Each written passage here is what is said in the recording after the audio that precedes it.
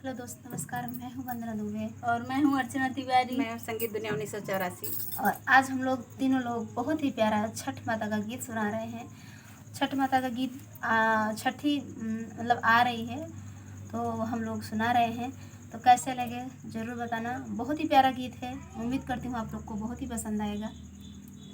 कचही बासे के बहंगिया बहंगिया लागे जाल रे हो, माई के काचही के लवा शरीफवा बीचे जाल रे हो, माई के काचही के लवा शरीफवा लागे जाल रे हो।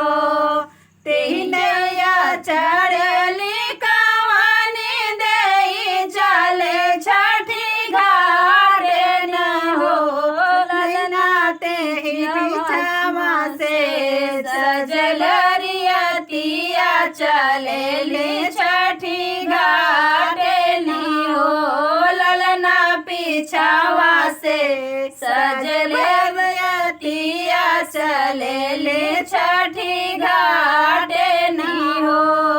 दियना माई के जलाई बताबे दिया पे कलसन हो, दियना माई के जलाई बताबे दिया रे कलसन हो, ललना भलवा से दौरा भराई बता चलब छठी घाटे न हो, ललना दौरा में फलवा सजाई चलब छठी घाटे न हो।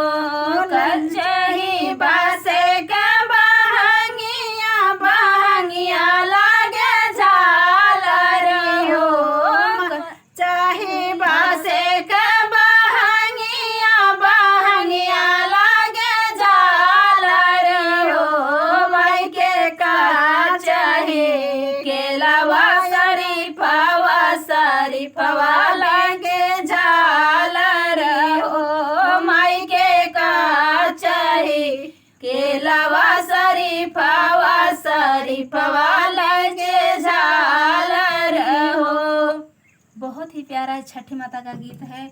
तो छठी माता सबका भला करें, उसके पीछे हम लोग भी चलते रहेंगे। तो बाय बाय। बाय।